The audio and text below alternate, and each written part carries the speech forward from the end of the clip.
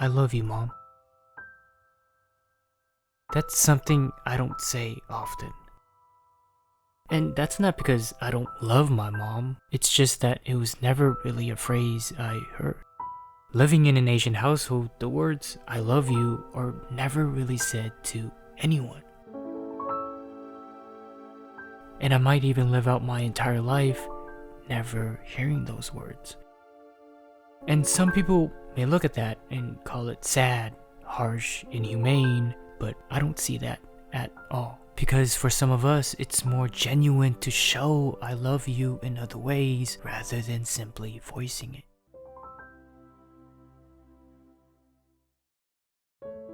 Wolf Children is a film that portrays motherhood in a way that really tugs on your heart.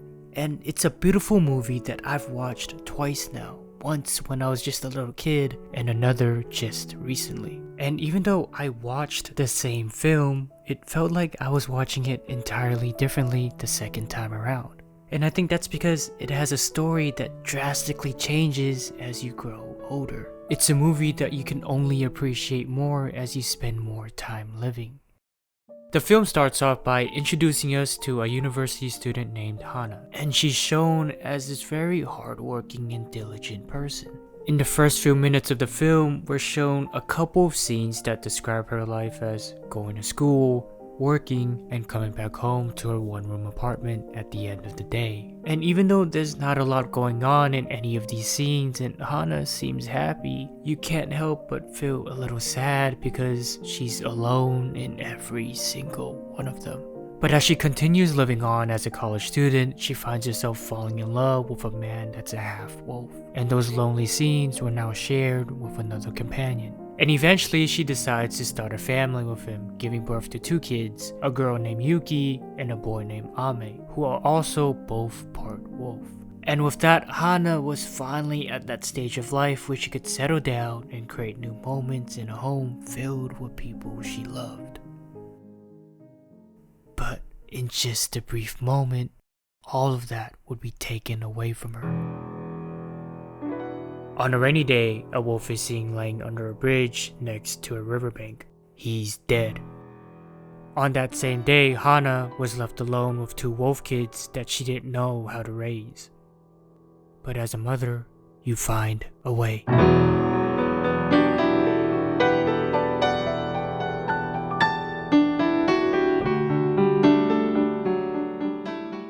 You find a way. That's a phrase that I think best describes the love of a mom. And I know a lot of people may be off-put by the whole wolf and human aspect to the story, but I think it's because of that we're able to see how genuine Hana's love and devotion as a mother truly is. The extent she's willing to go through to raise 2 wolf kids by herself as a human with no prior knowledge on how is something only a mother can understand because they are her children.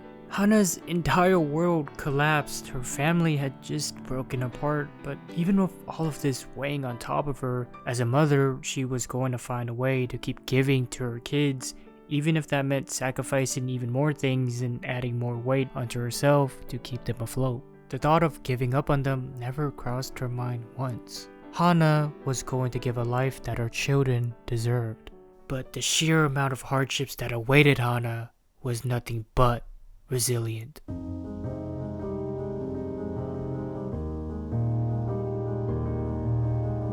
Now having to be a single mom, Hana decided that she had to give up her college education and stop working so that she could focus more on raising her 2 kids.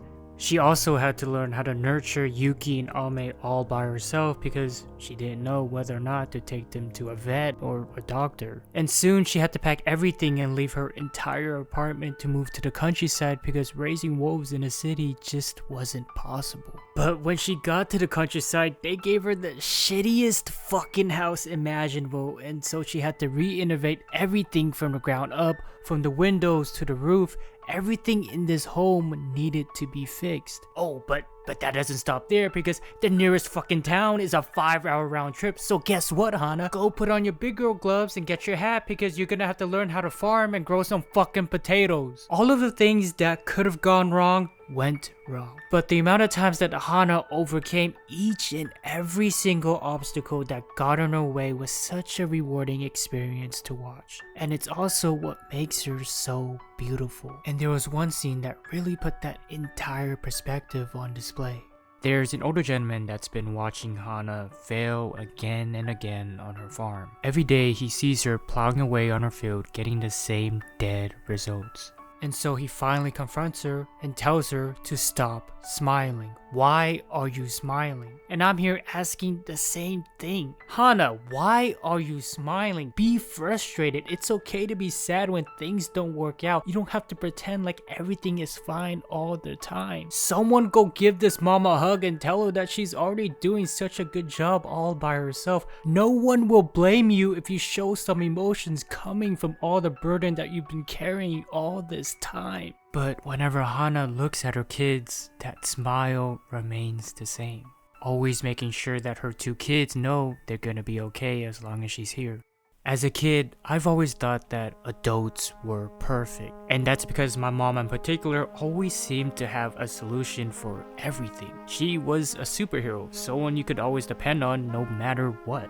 Any problems I had as a kid, any support I needed, my mom always found a way to help. It didn't matter the place, it didn't matter where I was, my mom was always right there besides me. And being a kid, this was all I was ever shown. To me, my mom was perfect. But as you grow older, that perfect image starts to shatter. And as soon as you realize that there are flaws, challenges, and problems mothers have too, only then can you notice that your mom isn't perfect. They were just really good at pretending. And that's what Hana's smile reminds me of. A mother who's pretending to be perfect in front of her kids by making it her priority to drown out all of the difficult upcomings by only showing them hope. That's what makes Hana's story so beautiful, because to me that speaks more than perfect. At the beginning of this video, I said that I've watched this film twice, and on my second watch, it felt like an entirely different movie, and that specifically had to do with the ending. Near the end of the film, where Ame and Yuki are a little bit more grown, Ame makes a final decision to leave Hana to live his life as an adult wolf, even though he was still a human child. And I remember when I was a kid watching this for the first time, I was angry. Through the tears running out of my eyes and snot running down my face, I was screaming and saying, why would you leave after everything your mom has sacrificed for you? Why? It just never made sense to me. All you had to do was stay with Hana and everything would have been fine. Everything was fine until you left her. But a couple of years pass and I come back to this ending, watching it again as someone who's a lot older. And that's when I noticed I'm doing that same exact thing. Going into college, I left my mom. Just like Ame, I left that same loving home my mom gave me to go pursue my own selfish aspirations. But now that I'm a lot older, I realize that this bittersweet departure isn't something to be sad or angry about, because eventually there's going to be a point in your life where you want to start giving back to those who love you. But you need to learn how to take your own steps first. And that all starts with this. Everything I am today, everything I was before, it all started with one woman who at least deserves that. I know I'm really bad at saying I love you, so I'll try my best to make up for it by showing you in other ways so you won't have to be perfect anymore. 雨なら大丈夫だよ。でも大丈夫。もう大人だよ。大人？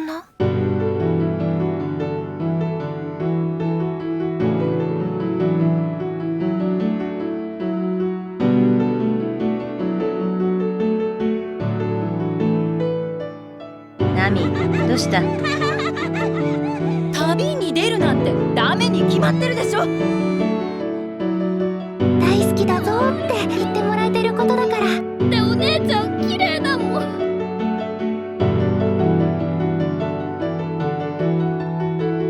ご飯できてるよ。海が大好き。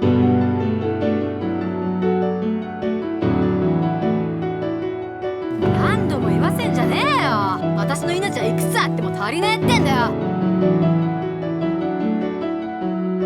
お土産3つ、タコ3つ。ハハ